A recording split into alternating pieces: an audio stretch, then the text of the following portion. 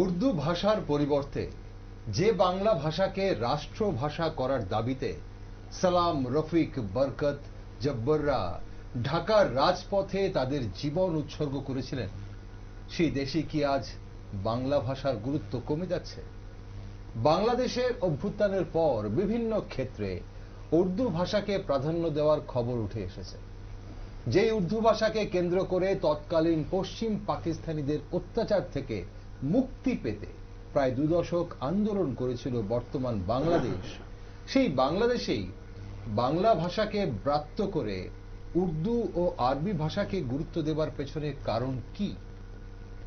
September মাসে ঢাকার জাতীয় প্রেস ক্লাবে মোহাম্মদ আলী জিন্নাহর মৃত্যুবার্ষিকী কেন্দ্র করে একটি অনুষ্ঠানে প্রথমবার স্বাধীন বাংলাদেশে উর্দু কবিতা ও গানে জিন্নাহকে শ্রদ্ধাঞ্জলি জানানো। এরপর বাংলাদেশ বেতারে ফের উর্দু ভাষার অনুষ্ঠান সম্প্রচারের উদ্যোগ নেওয়া হয়। আর পরবর্তী পদক্ষেপ হিসেবে বাংলাদেশে স্কুল কলেজের পাঠ্যপুস্তকে জেনারেল কারিকুলামে উর্দু এবং আরবি ভাষা শুরু করার পরিকল্পনা চলছে বলেই খবর শোনা যাচ্ছে। তাই প্রশ্ন জাগে, স্বাধীন বাংলাদেশে কি এই প্রথম উর্দু শেখানো হবে, নাকি আগে থেকেই উর্দু, আরবি, ফার্সির মতো ভাষা শেখানো হয়?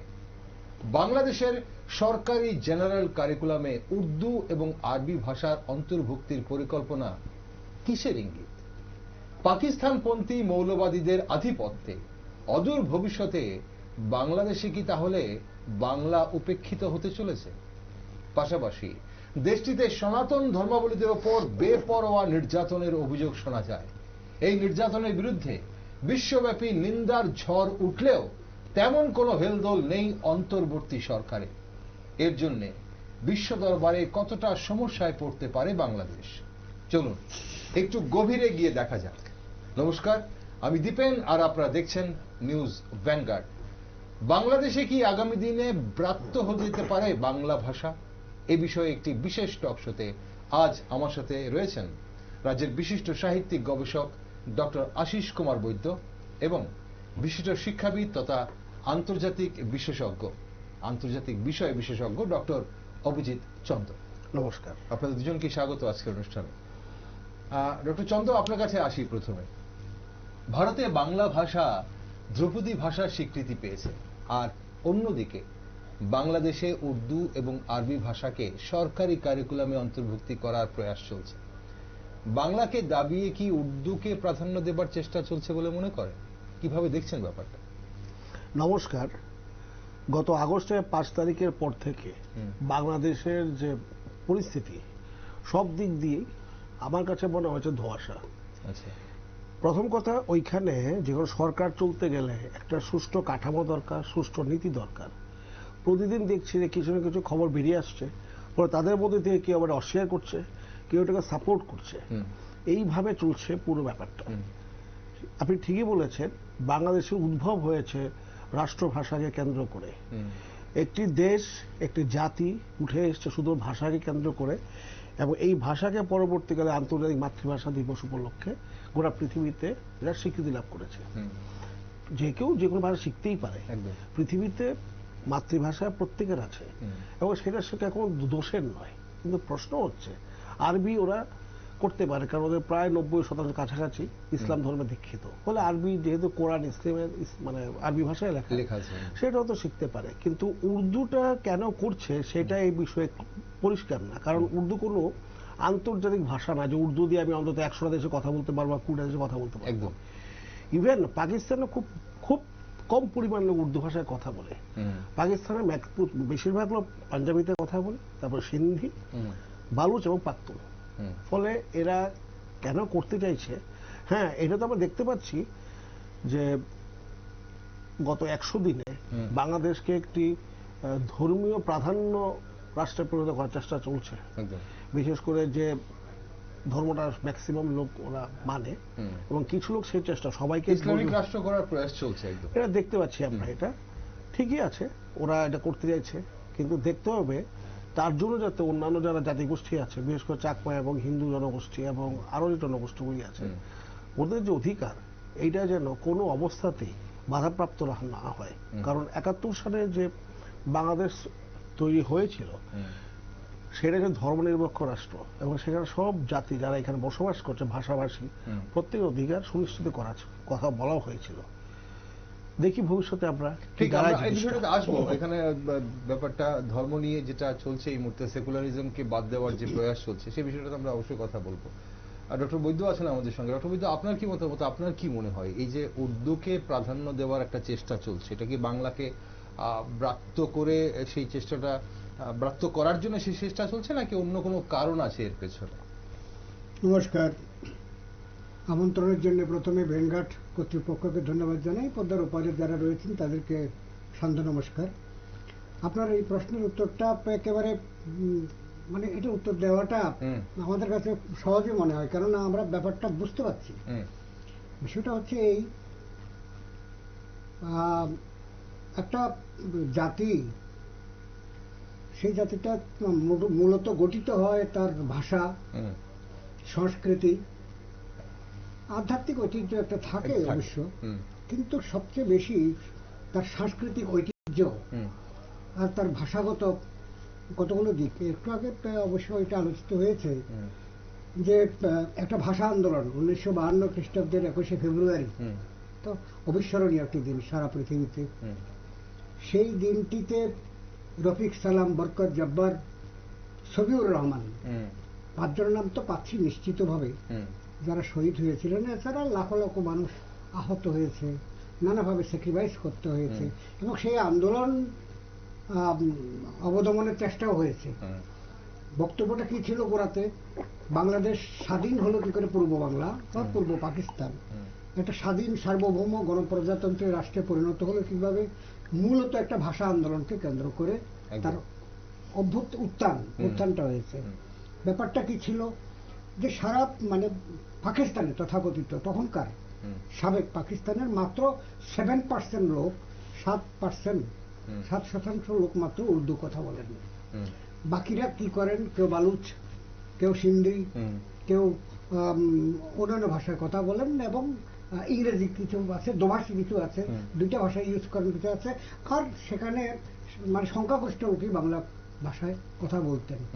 সেই শোষণ তো ছিলই, বাণিজ্যিক বা আর্থিক বা নানা দিক থেকে, কিন্তু মানুষ যখন মানে মায়ের উপরে হাত যখন পড়ে, মাতৃভাষাকে আমরা, মাতৃ সংস্কৃতিকে আমরা মায়ের মতো দেখি, সেই মাতৃভূমি, মাতৃভাষা, মাতৃ সংস্কৃতি, এই মাতৃভাষার উপরে যখন ওরা জবরদস্তি করে পশ্চিম পাকিস্তান বলল উর্দু, অনলি উর্দু, শুধু উর্দুই হবে পাকিস্তানের রাষ্ট্রভাষা। এই নিয়ে তো মোহাম্মদ আলী জিন্নার ঘোষণাটা তাই ছিল।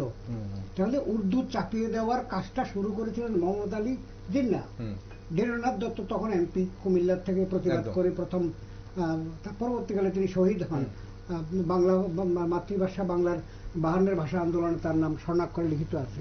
তো সেখানে লক্ষ লক্ষ নারী পুরুষ মানে বাঙালি, তারা সাজাত্যবাণী, তারা মাতৃভাষার, মাতৃ সংস্কৃতির যে ঐতিহ্য, মায়ের কথায় বলা, আমার মোদের গৌরব মোদের আশা আমারই বাংলা ভাষা। তো এই মায়ের যে ভাষা, সেই মায়ের বলিটা কেড়ে নেওয়ার জন্য অনেক গান আছে। ওরা কথায় কথায় আমার মায়ের বলি কেড়ে নিতে চায়, নানা গান আছে। রবীন্দ্রনাথ ঠাকুরের আদর্শ, নজরুলের আদর্শ সামনে রেখে তারা বাংলার জল, বাংলার মাটি, বাংলার ফল ইত্যাদি ইত্যাদি, এগুলো মানে স্বদেশী আন্দোলন সহ 1905-এ তো সেভাবে একটা রাষ্ট্র এটা গড়ে উঠেছে। সেই যে আবেগ, সেই যে ইমোশন, কিংবা সেই যে যুক্তিও বটে, যুক্তিসঙ্গত, শুধু ইমোশন বললে হবে না, যুক্তিসঙ্গতভাবে, ভাষাতাত্ত্বিকভাবেও একটা যুক্তিসঙ্গতভাবে একটা আন্দোলনের মাধ্যমে, মানে গণ আন্দোলনের মাধ্যমে আমরা দেখলাম যে 1952-এর ভাষা আন্দোলন হয়েছে। হওয়ার পরে সেটা আস্তে আস্তে আস্তে আস্তে 6 দফা, 7 দফা, 13 দফা, 11 দফা করতে করতে 6 দফা, সেটা বিশ্ববাসী জানে, সবকিছু। এখন ঘটনা হচ্ছে, এখন কথা হচ্ছে এখন উর্দুকে প্রাধান্য দেওয়ার পেছনে কি কারণ? সেটাই আমার তো মনে হয় এটা কার্ল মার্কস এক জায়গায় বলেছিলেন যে মাঝে মাঝে মানে তার অনেকগুলো নীতি আদর্শ বর্তমান সমাজের সঙ্গে মেলে না, কিন্তু কোনো কোনো কথা কিন্তু ধ্রুব সত্য। একটা মানুষের বিচ্যুতি, একটা সমাজের, একটা রাষ্ট্রের কিংবা একটা গোষ্ঠীর বিচ্যুতি ঘটে সে যখন তার যে মানে মৌলিক যে সংস্কৃতি থেকে বিচ্যুত হয়। আচ্ছা, এই বিচ্যুতির কথাটা তিনি গুরুত্ব দিয়েছেন, যথেষ্ট গুরুত্বপূর্ণ বিষয়। এখন কালক্রমে মাতৃভাষাভাষীর মানে বাংলা ভাষার প্রতি প্রেম, প্রীতি, শ্রদ্ধা, ভক্তি এখনো যে বাংলাদেশের সিংহভাগ লোকের নেই তা নয়, কিন্তু তারা তাৎক্ষণিক একটা পরিস্থিতির শিকার হয়ে অনেকে নির্যাতনের শিকার নিজেরাই, অনেকে গৃহহারা, বাস্তুহারা, অনেকেই নিজেদেরকে আত্মগোপন করে রেখেছে যে এই শক্তিটা বাংলা ভাষার প্রতি, রবি ঠাকুরের প্রতি, নজরুলের প্রতি, তাদের প্রতি। তো একটা মানে এই বর্তমান যে একটা তথাকথিত আন্দোলনের নামে এটা অন্তর্বর্তী সরকার আমরা বলবো, এটা নির্বাচিত সরকার তো নয়। সুতরাং একটা অভ্যুত্থান, ছাত্র অভ্যুত্থানের মাধ্যমে, তো ছাত্র অভ্যুত্থান, সেখানে কোটা সিস্টেম, তো আমরা এর আগেও এটা আলোচনা করেছি। সেটা সবচেয়ে বড় কথা হচ্ছে এটার মধ্যে আমার মনে হয় একটা সার্বিকভাবে একটা মৌলবাদী শক্তি, এটা মানে অনেকদিন আগে থেকে কাজ শুরু করেছিল গোপনে গোপনে। আচ্ছা, প্রিভিয়াস যে গভর্নমেন্টের সময়েও তারা এই ধরনের কাজ চালিয়ে যায়নি, বিশেষ করে ভারত বিদ্বেষ আর মৌলবাদ, ধর্মীয় মৌলবাদ, অর্থাৎ সেখানে ইসলামিক যে একটা সংস্কৃতি, সেটাও একটা সংস্কৃতি, যাই হোক ইসলামিক সংস্কৃতি সামনে কোরআনকে রেখে, কিংবা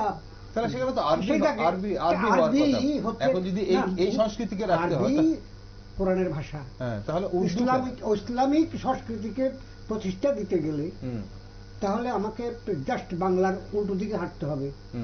যেমন মনে করেন আজকে এই যুগে যদি আমরা বলি সংস্কৃত ভাষা শিখবো, আপত্তি নেই, সংস্কৃত ভাষা চর্চা হবে, তার জন্য রাষ্ট্র নানাভাবে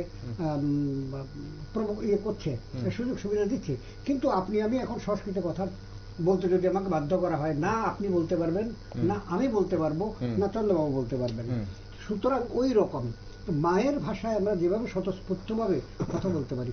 এখন কথা হচ্ছে যে মৌলবাদ কখন মানে তার আগ্রাসী রূপ নেয় কিংবা শক্তিশালী হয়, যখন জনতার মধ্যে একটা বিভ্রান্তি চলে আসে, যখন সেখানে একটা শুভ শক্তি বা অশুভ শক্তি, আমরা কে অশুভ কে অশুভ এটা বলতে চাইছি না, কিন্তু এই ব্যাপারটা এই দ্বন্দ্বটা অস্থিরতা যখন আসে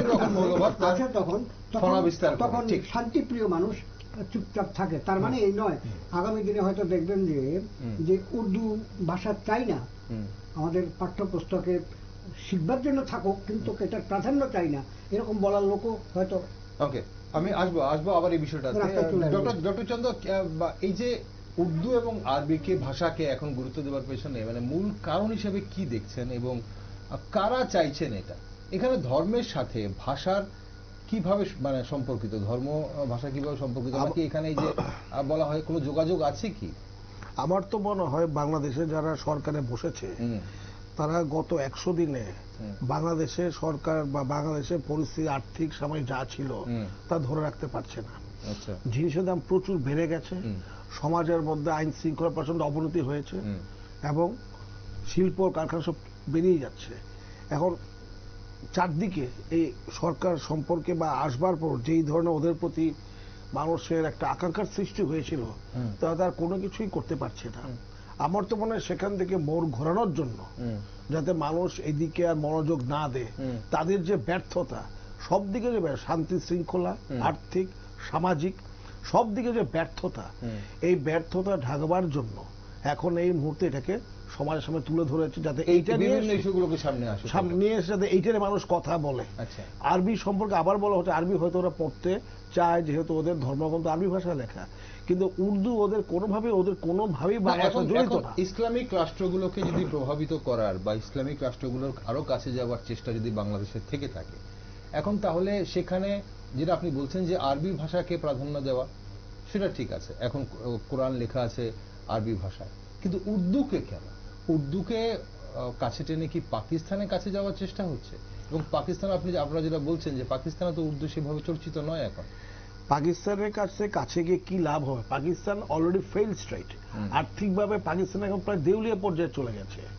যেহেতু এদের মনে হচ্ছে যে ভারতকে ওরা ভয় পায়, কারণ যে যখন রাজনীতি বাংলাদেশে আছে তার কোনো না কোনোভাবে ভারতের উপর নির্ভরশীল, সরাসরি বা অপ্রত্যক্ষভাবে।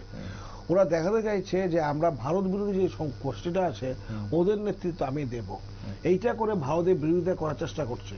কারণ ভারত কোনোভাবেই এই সরকারকে পক্ষে কোনো কিছু বলছে না, এটা তো ঘটনা। কারণ ভারত কখনোই চায় না তার পূর্ব সীমান্তে কোন রকম এই ধরনের একটা কি বলবো বিশৃঙ্খলা রাষ্ট্র তৈরি হোক।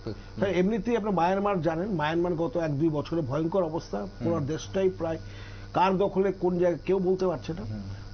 পাকিস্তানে একই অবস্থা, বাংলাদেশের এখন প্রায় একই দিকে গেছে। ফলে আমার মনে হয় সেখান থেকে মোড় ঘোরানোর জন্য এবং একটা ভারত বিরোধী জিগির বজায় রাখার জন্য তারা এই প্রচেষ্টা করছে। কারণ আরবি যদি ওরা করে হয়তো সাধারণ জনসাধারণ এটাকে মেনে নেবে, কিন্তু উর্দু যদি করতে চায় তাহলে কিন্তু যেটা আমাদের আশিসবাবু বলেছেন প্রচন্ডভাবে তার বিরোধিতা করবে। কারণ উর্দুর সাথে বাংলার সেইভাবে কোনো সম্পর্ক নেই। উর্দু ছিল দিল্লির ভাষা, যেখান থেকে আমাদের সুলতানরা শাসন করত। বাংলায় কিন্তু আমাদের কখনোই এই উর্দু ভাষা নিয়ে কেউ কিছু করা হয়নি। এবং এইটা আমি আবারও বলছি, আমার মনে হচ্ছে মানুষের যে এই সরকারের যে ব্যর্থতা তার থেকে এটাকে সরিয়ে নেওয়ার জন্য এবং ভারত বিরোধিতা বজায় রাখার জন্যই এই জিনিসটা ওরা নিয়ে আসছে। এবং এটা এর মধ্যেই দেখবেন প্রচন্ড ভাবে দেশের মধ্যে একটা বিরোধের সৃষ্টি করবে। ওকে, কখনো জাতীয় সঙ্গীত পরিবর্তনের নামে হোক কিংবা ভাষার অন্তর্ভুক্তি হোক, এখন বিভিন্নভাবে ভারতের বিরোধিতা করার জন্য অনেক কিছু করার চেষ্টা হচ্ছে এবং সেটাই কিন্তু লক্ষ্য করা যাচ্ছে। স্বাধীন বাংলাদেশে ডক্টর বৈদ্য, স্বাধীন বাংলাদেশে উর্দু ভাষার ব্যবহার এবং তার প্রভাব কতটা ছিল? ৭১ স্বাধীন হওয়ার পর কি উর্দু ভাষা কি কেউ কোনোভাবেই শেখানো হয়নি? না, এখানে তো অনেকগুলো মাদ্রাসা আছে, ব্যাপক সংখ্যক বা বিপুল সংখ্যক মাদ্রাসা আছে। পাকিস্তানে যেমন আছে বাংলাদেশেও আছে, আমাদের ভারতেও আছে, নেই বললে হবে না। কিন্তু ওখানে অনেক বেশি আছে। সেখান থেকে একেবারে ছোটবেলা থেকে যে শিক্ষাটা তারা পায়, সেখানে আরবিটা পায়, নট ব্যাড, এটার সঙ্গে তাদের ধর্মের একটা রিলেশন আছে, কিন্তু ওই যেটা বলছিলেন উর্দুর তো কোনো রিলেশন নেই। তো উর্দুটা হচ্ছে, ব্যাপারটা হচ্ছে কি, উনি চন্দ্রবাবু বলছিলেন এটা যথার্থই, আসলে তাদের সামনে কোনো পথ নেই, দিশাহারা। আচ্ছা, এখন যারা এটা শাসন করবে তাদের সামনে মানে বেশিরভাগই মনে হয় অনভিজ্ঞ, মনে হয় আর কি, আমাদের এটা ভুলও হতে পারে আমাদের। তারা তো এখন এই যে একটা ওনারা যার যার ফিল্ডে অভিজ্ঞ থাকতে পারেন, কিন্তু রাষ্ট্র পরিচালনা করা অনভিজ্ঞ অন্য জিনিস। আপনাকে আমাকে রাজ্যপাল বানিয়ে দিলে আমরা পারবো না, একদিনও চালাতে পারবো না। সুতরাং এটার জন্য দক্ষতা লাগে, প্রত্যেকটা কাজের জন্য আলাদা আলাদা। এখন দৃষ্টি ফেরানো একটা ব্যাপার আছে, এটা যেটি চন্দ্রবাবু বলছিলেন। সেই সঙ্গে সঙ্গে আরেকটি ব্যাপার সেটা রয়েছে, সেটি হচ্ছে আমরা বলবো ধর্মীয় গোড়ামি। মৌলবাদ শব্দটা ব্যবহার করছিলাম। মৌলবাদ যে সবসময় খারাপ তা নয়, আমি আমার সংস্কৃতিকে নিয়ে আমি মানে কট্টর থাকতে পারি, সেটা যদি অন্যের ক্ষতি না করে। ক্ষতি হলেই তখন ওই উগ্র মৌলবাদ, আগ্রাসী মৌলবাদ কথাটা বলি। এখন হচ্ছে কি, বাংলাদেশে বর্তমান সিচুয়েশন যে ক্রিয়েট হয়েছে, তৈরি হয়েছে, আমরা অল্প বিস্তর সকলেই জানি যে এটা হচ্ছে অনেক দিনের একটা প্ল্যান, এখন বেরোচ্ছে আস্তে আস্তে, অনেক দিনের একটা পরিকল্পনা। আর সেখানে পূর্বতন সরকারের কিছু কিছু ত্রুটি বিচ্যুতি ছিল না তা নয়। তার জন্য যে ক্ষোভটা ছিল তাকে এই ডাইভার্ট করে এখন নিয়ে আসার পরে তারা দেখছে যে এটা জনগণের সঙ্গে কিন্তু সম্পর্কটা তেমন আছে বলে মনে হয় না, কিন্তু মৌলবাদীদের সঙ্গে, বিশেষ করে আলেম টালেম যারা আছেন মাননীয়, তাদের যে একটা ইচ্ছা অনিচ্ছা তার দ্বারা অনেকটা প্রভাবিত হচ্ছে। তো হলে পরে গিয়ে এখানে একেবারে দেখবেন যে আমরা যদি মিডিয়াটা খুলি, মানে যে কোনো মোবাইল যদি খুলি, সর্বত্র প্রতিদিন এবং অসংখ্য পোস্ট, সেভাবে ভারত থেকে যায় না, যায় কিছু কিছু, সেগুলো আমি পছন্দ করছি না, হয়তো ল্যাঙ্গুয়েজ তো ঠিক থাকে না, কিন্তু এমন তীব্র মানে বিনা কারণেই ত্রিপুরা আমার, মেঘালয় আমার, অরুণাচল আমার, এই ধরনের কথাগুলো। তো সেই ভারত বিদ্বেষটাই হচ্ছে বর্তমান যারা আছে মানে ওখানে ক্ষমতার কাছাকাছি, তাদের যেমন মনে হয় পুঁজি, এবং এটাই তাদের তাস হয়ে দাঁড়িয়েছে। কিন্তু এ বিষয়ে কোনো সন্দেহ নেই আমার, এবং আপনারাও হয়তো একমত হবেন যারা আছেন, যে এই ব্যাপারটা কিন্তু লাস্টিং করবে বলে আমার মনে হয় না। আমার দৃঢ় বিশ্বাস যে সেখানে তো শুভ শক্তি সম্পন্ন, অর্থাৎ কিনা আমাদের পূর্বতন যেই আদর্শ নিয়ে, আমি কোনো ব্যক্তি বিশেষের নাম উল্লেখ করছি না, যে আদর্শ নিয়ে 71-এ একটা মুক্তিযুদ্ধ হয়েছিল, দেশ তো 3-4 স্বাধীন হয় না, তো যে আদর্শ নিয়ে দেশটা স্বাধীন হয়েছিল সেখানে শাসন ক্ষেত্রে কিছু ত্রুটি বিচ্যুতি থাকতে পারে, সেগুলো সংস্কার হতেও পারে, হবেই। একটা গভর্নমেন্ট চেঞ্জ হলে সেটা রাজনৈতিকভাবে সংস্কার হতেই পারে, আমাদের অর্থনৈতিক সংস্কার, একটা দেশের কৃষ্টি সংস্কৃতি ভাষা কি করে পাল্টে যায়। কিন্তু সেখানে যদি একটা মানসিকতাটা এমন জায়গাতে সেট করার চেষ্টা হয়, চেষ্টা বলছি, এখনো সাকসেসফুল হয়েছে এটা বলি না। চন্দ্রবাবু বলছিলেন যে কিছুদিন পরেই হয়তো দেখা যাবে যে বিশাল মিছিল বেরিয়ে গেছে উর্দু চাই না, এটা হতেই পারে, হয় হচ্ছেও। যেমন মানে এই যাদেরকে আমরা ফিল্ডে দেখিনি, আমরা তো আর যাচ্ছি না এখন বাংলাদেশে, কিন্তু আমরা মিডিয়াতে যা দেখছি, যাদেরকে রাস্তায় দেখা যায়নি এখন দলবদ্ধ নামছে। সুতরাং একতরফা ভাবে গোটা দেশটাকে আমরা দোষ দিতে পারছি না।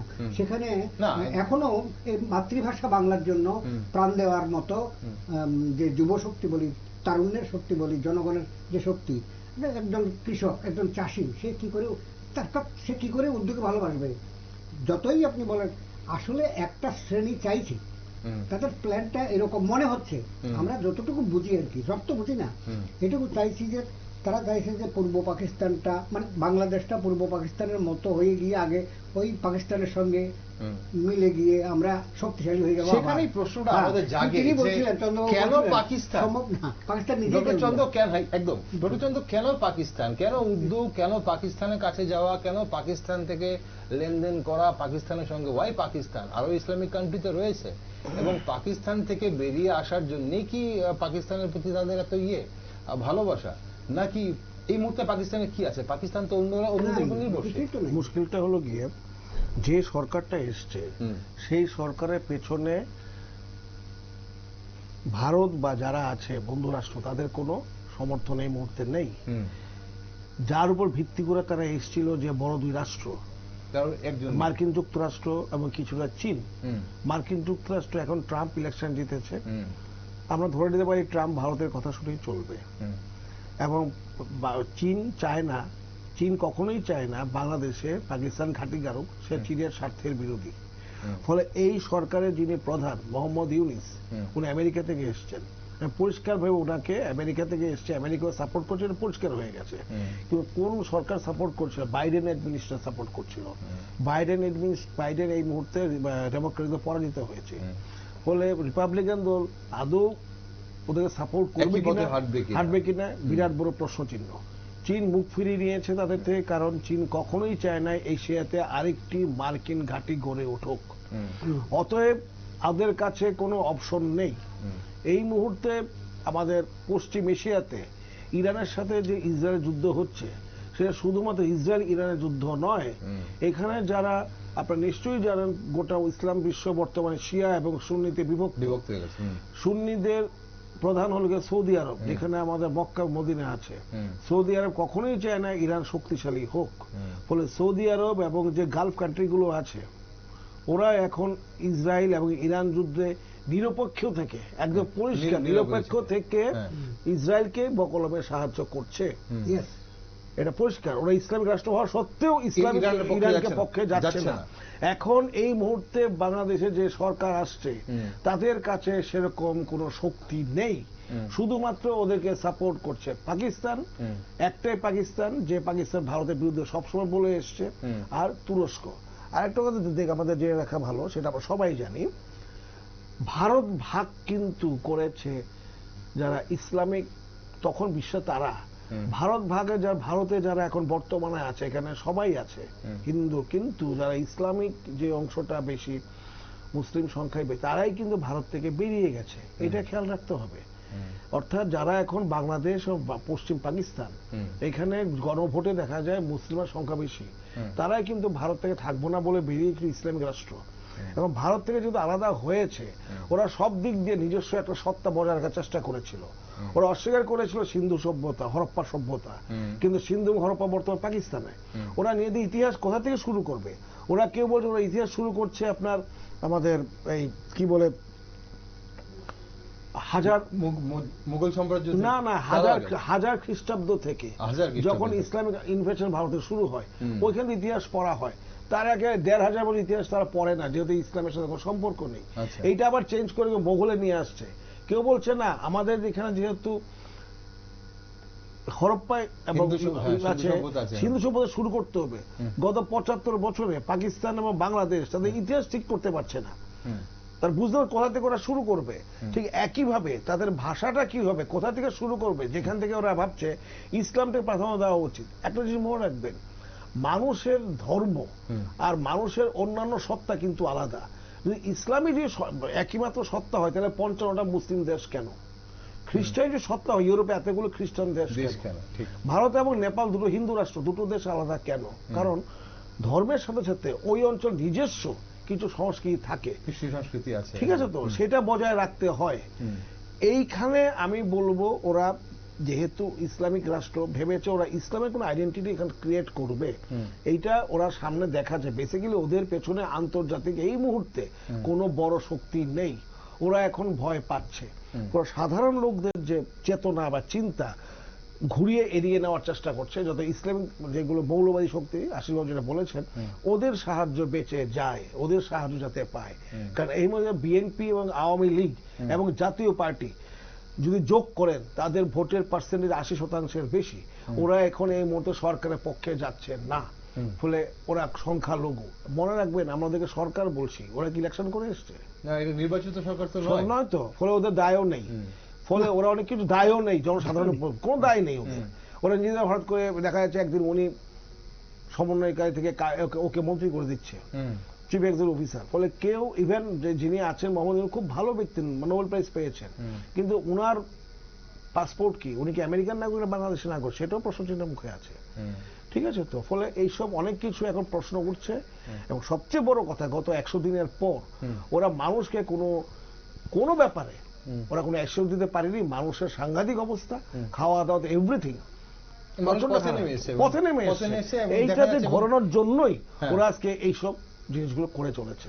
আমরা রাজনীতির ব্যাপারটা একটু যাব। বাংলাদেশে এই মুহূর্তে যে অবস্থান রয়েছে, নির্বাচনের ব্যাপারটা বা বিভিন্ন দেশ, বিশ্বের বিভিন্ন তাবড় তাবড় ইকোনমি যারা রয়েছে, আমেরিকার পালাবদলের পর এই মুহূর্তে বাংলাদেশের কি অবস্থান হতে পারে, সেগুলো আমরা একটু আলোচনা করবো। কিন্তু তার আগে ডক্টর বৈদ্য, এই যে অনেকেই বলেন যে বাংলাদেশের বাংলা ভাষার মধ্যে উর্দু এবং আরবি শব্দ অনেকটা মিশে গেছে, ইভেন কি তাদের নামের মধ্যেও আরবির প্রাধান্য দেখা যায়, সেটা কতটা ঠিক? বাংলা ভাষা, আমাদের বাংলা ভাষা, তাদের বাংলা ভাষার মধ্যে যে উর্দু কি মিশে গেছে? এই ব্যাপারে একটু বলি যে বাংলার মধ্যে আরবি, ফার্সি এসব ভাষা কিন্তু আমাদের ভারতেও আছে। আচ্ছা, কিন্তু সেখানে তার পরিমাণটা খুব কম। আমাদের বাংলাটাও মিশ্র শব্দ, মানে মিশ্র ভাষা। আচ্ছা, সংস্কৃত থেকে নিয়েছি, পালি প্রাকৃত থেকে নিয়েছি, মাগধী অপভ্রংশ থেকে অনেক কিছু, মানে ইংরেজি শব্দ আছে। যেমন চেয়ারের একটা বাংলা আছে কেদারা, কিন্তু আমরা কোনো সময় কারো বাড়িতে একেবারে অশিক্ষিত লোকটাও বলে না যে এটা কেদারা নিয়ে আয়, শব্দ এরকম আমাদের আছে, সংখ্যাটা কম। কিন্তু এখানে দৃষ্টিভঙ্গির মধ্যে একটা পার্থক্য আছে। আমাদের এই শব্দগুলো আমরা যে নিয়েছি খোলা মনে নিয়েছি, কোন ধর্মীয় দৃষ্টিকোণে নেই, গ্রহণ করিনি। এবং কান্ডারি হুঁশিয়ার, দুর্গমগিরি, কান্তার মোড়, দুস্তর বারাবার, রঙ্গিত হবে যাত্রীরা নিষেধে, রাত্রি নিষেধে যাত্রীরা হুঁশিয়ার। এখানে বহু শব্দ আছে। কাজী নজরুল ইসলামের, তিনি একটা অসাম্প্রদায়িক চেতনার প্রতিভূ। কাজী নজরুল ইসলাম যদিও তিনি ইসলাম ধর্মাবলম্বী, কিন্তু তাদের বিবাহ হয়েছে হিন্দু নারীর সঙ্গে, কিংবা তার যে শ্যামা সঙ্গীত বিষ্ট লিখেছেন, আমি সে প্রশ্নে যাচ্ছি না। দৃষ্টিভঙ্গিটা রবি ঠাকুরেরও তাই। তিনিও তার মানে আজীবন আব্দুল মাজির গল্প, অনেকে বলেন যে মুসলিম সম্পর্কে তার লেখা কম, না মোটেই তা নয়। তার বহু জায়গাতে মুসলিম ক্যারেক্টার এসছে। এবং তার জাতীয় সঙ্গীত তো বাংলাদেশ, যখন ওরা তো ইসলাম মেজরিটি বাংলাদেশ ছিলই বা আছে, সেখানে তো জাতীয় সঙ্গীত রবি ঠাকুরের নিতে কোনো অসুবিধা হয়নি। প্রশ্নটা সেটা না, ধীরে ধীরে আজকে জাতীয় সঙ্গীত চেঞ্জের কথা বলা হচ্ছে, যদিও এটা সম্ভব কিনা প্রতিবাদ হচ্ছে। ওদের এখানে যেহেতু এটা আপনি এখন দেখুন, নানা তাদের মধ্যে একাংশ দাবি করছে এটা ইসলামিক কান্ট্রি করতে হবে, সংবিধান চেঞ্জ করে ফেলতে হবে। উনি চন্দ্রবাবু যথার্থই বলছিলেন এটা সম্ভব হবে না, কারণ একটা অন্তর্বর্তী সরকার এটা পারে না, সংবিধান চেঞ্জ করে নির্বাচিত সরকার হতে হবে, এটা গ্রহণযোগ্য হবে না। কিন্তু মনের মধ্যে ওই যে সেট আপটা, আমরা হচ্ছি খোলা মনে গ্রহণ করে শব্দ কিছু নিয়েছি শব্দ ভান্ডারকে সমৃদ্ধ করার জন্য, নিজের ভাবের বাহনকে শক্ত করার জন্য, মজবুত করার জন্য। আবার ওদের মধ্যে কেউ কেউ এটাকে হচ্ছে কি, যেমন পানি, বাঙালি তো পানি বলার কথা না, এটা এসছে ওই ইসলামিক যে সংস্কৃতি, ওখান থেকে পানি, উজু কিংবা গোসল। শুধু তা না তো, আমি এবার একবারে নিউট্রাল ভাবে বলি, আমাদের অনেক বন্ধু বান্ধবের মধ্যে যারা মানে বাংলাদেশে ঘন ঘন যায়, তারা বাড়ি ঘরে এখন অনেক সময় মুখ দিয়ে বেরিয়ে যায় একটু গোসল করতে যাচ্ছি, আমরা অবাক হই। এটা পরিবেশ পরিস্থিতির জন্য এগুলো হয়ে যায়। কিংবা নাস্তা করবো এখন, তাই বলে আপনি হঠাৎ করে বাংলাদেশ ঘুরে এসেছি তো নাস্তা। তো এখন ব্যাপারটা এইভাবে শব্দগুলো অনেক সময় অবচেতন মনেও চলে আসে। আর আমাদের ধর্মীয় শিক্ষাতে, আমাদের ধর্মীয় শিক্ষা অন্যান্য ধর্মীয় শিক্ষা কিন্তু একরকম নয়, লক্ষ্য রাখবেন। আমাদের এখানে সবসময় বসুধৈব কুটুম্বকম, এটা আর কোনো ধর্মে বলা হয়নি, কিন্তু বসুধৈব কুটুম্বকম, গোটা পৃথিবীর মানুষ তোমার কুটুম্ব। এইভাবে আমরা বিশ্ব চেতনা, আমাদের উপনিষদ বলি, বেদ বেদান্ত বলি, এখন কোনো কোনো ধর্ম, সব ধর্মই মহান। যেমন আমরা ইসলাম ধর্ম মহান ধর্ম, কোরআন একটা শান্তির বাণী প্রচার করে, এখন শান্তির বাণী প্রচার করে ধর্মীয় গ্রন্থে যা আছে সেটা যদি আমি ব্যক্তিগত আচরণের মধ্যে প্রতিফলিত করতে না পারি, রিফ্লেক্টেড যদি না হয়, তার তো উচ্চ প্রশংসা করা যায় না। তাহলে এই যে ভাষার মধ্যে, বাংলা ভাষার মধ্যে যেটা বলছিলাম যে উর্দু বা আরবির যে প্রভাবটা বা প্রাধান্যটা, এই যে শব্দ মিশে যাওয়াটা, এটা তাহলে আপনি বলছেন যে বাংলাদেশের যে ধর্মীয় কোণ থেকে এটা হয় বলে এটাকে দেখতে এরকম মনে হচ্ছে খানিকটা। ওকে, আমরা এই একটু ভাষার পর এবার আমরা একটু রাজনীতির দিকটা দেখি। ডক্টর চন্দ্র, ব্রাজিলে অনুষ্ঠিত হওয়া G20 সামাজিক শীর্ষ সম্মেলনে এক ভিডিও বার্তায় দেশের সম্প্রদায়ের উন্নয়নকে এগিয়ে নিতে বাংলাদেশের প্রতিশ্রুতির কথা তুলে ধরেছেন প্রধান উপদেষ্টা প্রফেসর ইউনূস। এখন অথচ মানে আমরা দেখছি যে বাংলাদেশে প্রতিনিয়ত সনাতন ধর্মাবলম্বীদের উপর অবিরাম নির্যাতন চলছে। এর শেষ কোথায়? এবং মানে বিশ্বব্যাপী এই নির্যাতনের বিরুদ্ধে নিন্দার ঝড় উঠেছে, নিন্দা করছে অনেক তাবর তাবর দেশ নিন্দা করেছে, কিন্তু এই অত্যাচার বন্ধ করতে ইউনূস সরকারের কোন ধরনের মানে সদার্থক পদক্ষেপ নিতে কি মানে দেখা গেছে? আপনার প্রশ্নের সাথে আমি এটা যোগ করি, এই যে অত্যাচার সংখ্যালঘুদের প্রতি, এটা কি এখনই চলছে? এর আগে হয়নি? না, হয়েছে। বাংলাদেশ যখন স্বাধীনতা পেয়েছিল বা যখন 47 যখন ভারত পাকিস্তান ভাগ হয়, তখন ওই অংশে কত পার্সেন্ট সংখ্যালঘু ছিল? হিন্দু 23%। 71 কত পার্সেন্ট ছিল? 16 to 17%।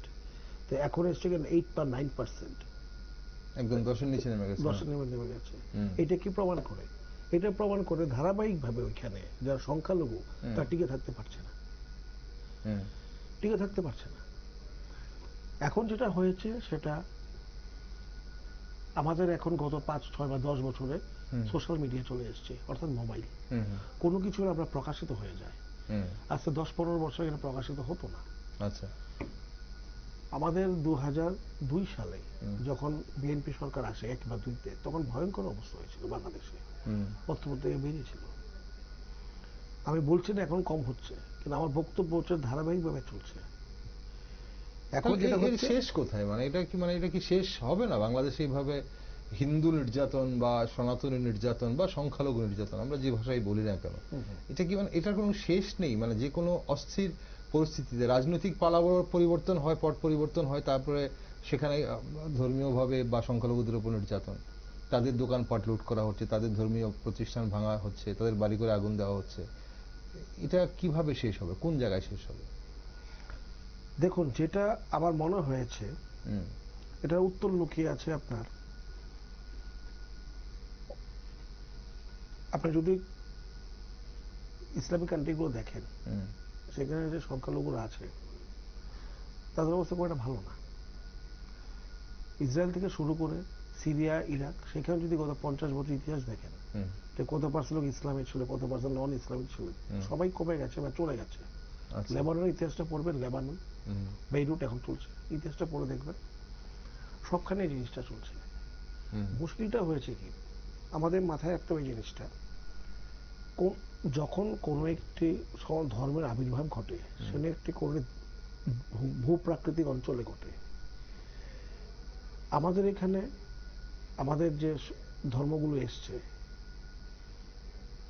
বৌদ্ধ, জৈন, এখন সনাতন ধর্ম, এখানে যে জীবনযাত্রা গড়ে উঠেছে সেটা ভারতের ভৌগোলিক পরিবেশ অনুযায়ী। আমাদের প্রচুর গাছ আছে, আমরা শাক পাতা খাই।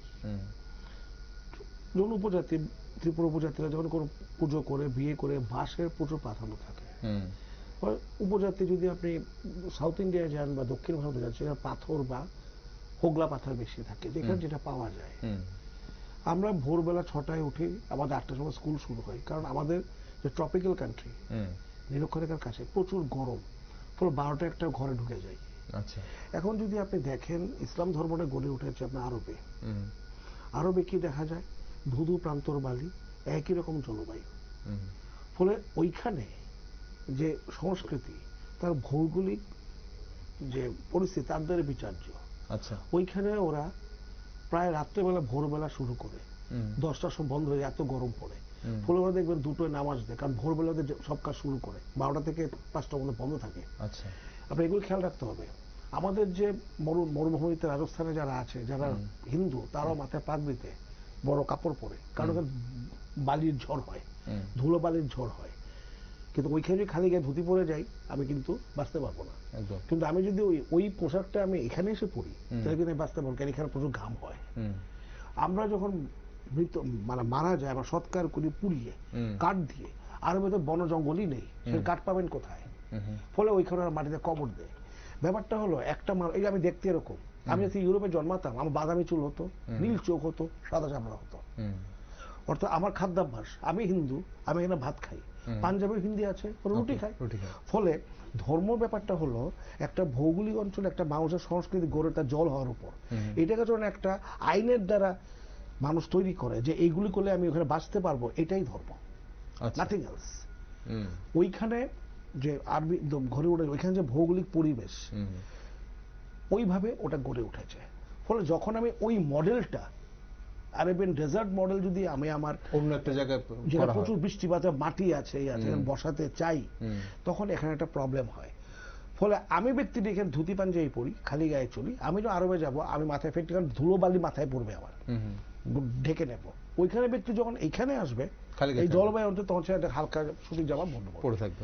মৌলবাদ বলতে বোঝায় আমি যদি এই জিনিস না বুঝি, ওই মডেলটা আমি এখানে চাপাতে যাই, আর আমার মডেলটা আমি ওইখানে চাপাতে যাই, তখন মৌলবাদ হয়ে যাচ্ছে। কারেক্ট।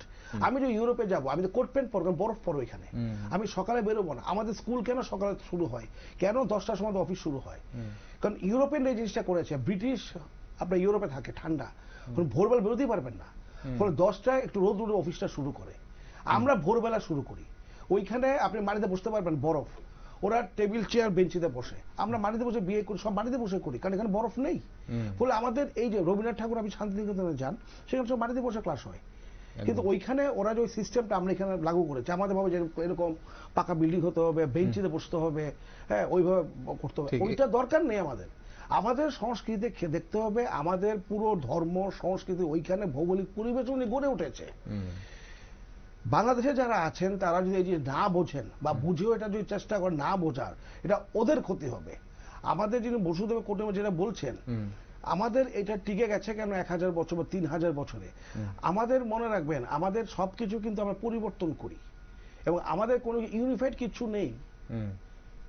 তামিলনাড়ুতে গেলে সেখানে বিয়ে একরকম হয়, আমাদের বিয়ের স্টাইল আলাদা। ফলে আপনি সংস্কৃতি বলে যদি একই জিনিসটা আমি যদি তামিলনাড়ুর জিনিসটা আমার উপর চাপাই, বাংলা জিনিসটা মারাঠার উপর চাপাই, হিন্দু বলে, এটা পারবেন না। আমাদের হিন্দু ধর্মে এই একটা, সনাতন ধর্মে এই একটা জিনিস, যেখানে তার বিভিন্ন জলবায়ুর বিভিন্নতা অনুযায়ী সেখানে স্বাধীনতা দিয়েছে, বৈচিত্র্য রয়েছে। কিন্তু ওইখানে যেহেতু মরুভূমিতে একই রকম ক্লাইমেট, আর বৈচিত্র্য দেখে না, তাদের মনের মধ্যে একই রকম জিনিসটা তৈরি হয়ে গেছে।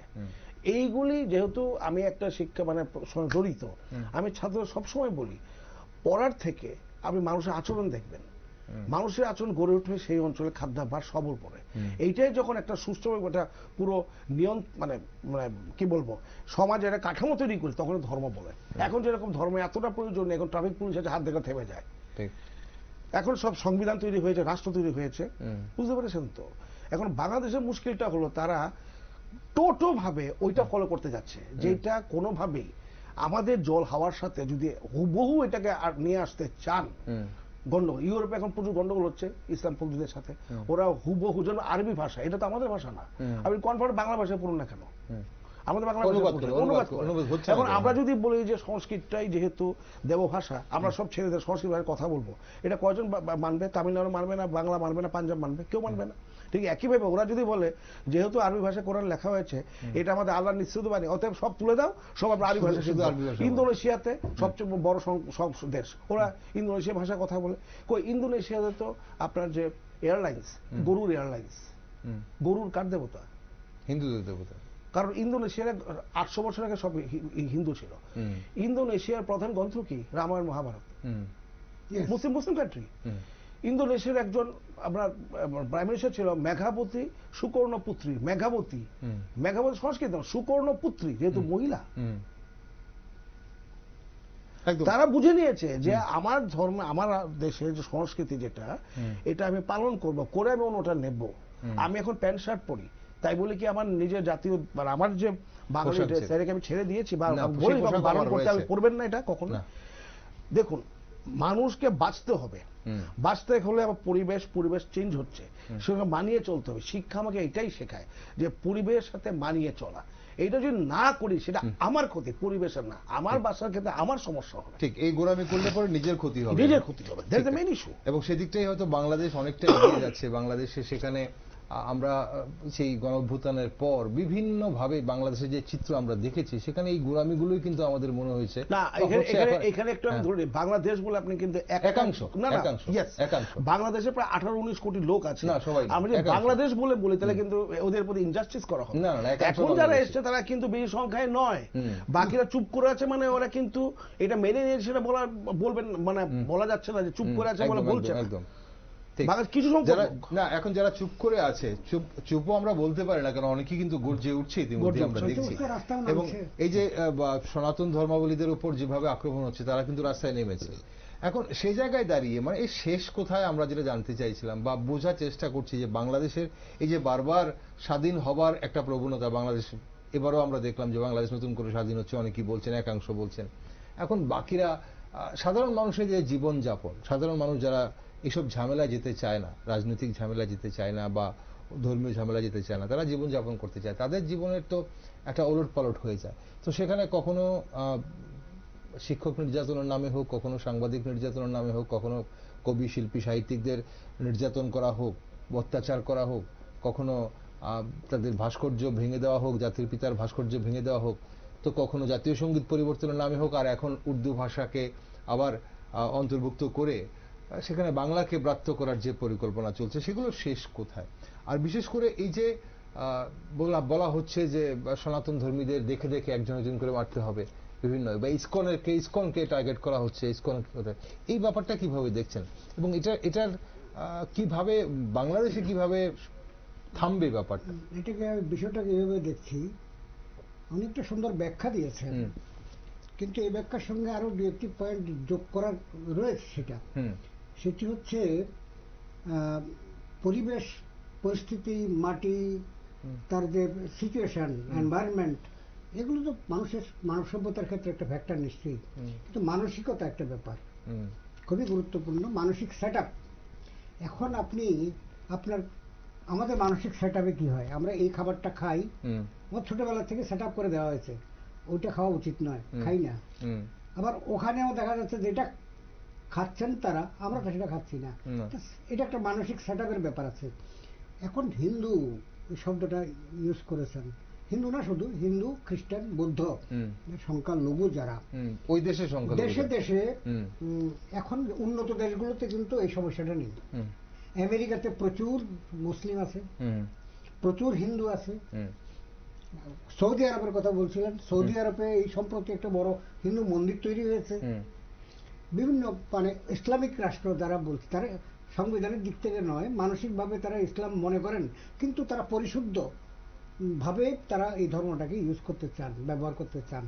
এই জন্য ইন্দোনেশিয়ার কথা বলা হয়েছে। তারা আজও যে হিন্দু সংস্কৃতি, আমি সেদিন শুনছিলাম বাংলাদেশের একজন আলেমী বলেন আর মৌলভী বলেন, তার ওয়াজ যে বলে, ওয়াজে বলছিলেন যে আমাদের পূর্বপুরুষরা প্রায় সকলেই হিন্দু ছিলেন। আচ্ছা, যার জন্য চৌধুরী, মজুমদার এসব টাইটেল রয়ে গিয়ে, মন্ডল এসব টাইটেল রয়ে গিয়েছে অনেকেরই।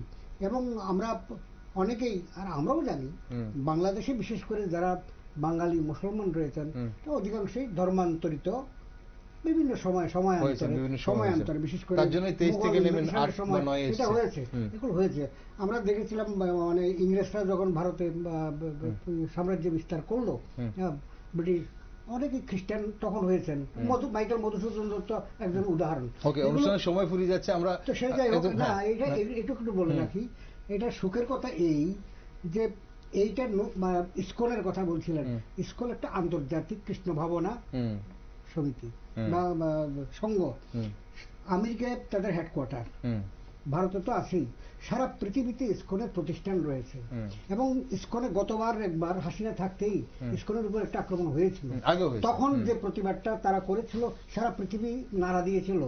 সুতরাং ইসকন এখানে জগন্নাথ বাড়িও রয়েছে, অন্যান্য জিনিসও রয়েছে, তাদের সেভাবে সাংগঠনিক শক্তি নেই, ইসকনের সেটা আছে।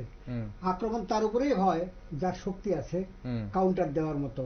সুতরাং এই কারণেই ইসকনের উপরে, নাহলে ইসকন তো এমন কোনো কাজ মানে তারা প্রমাণ করতে পারেনি যে ইসকনের এই কাজটা খারাপ ছিল যার জন্য তারা আক্রান্ত হয়েছে।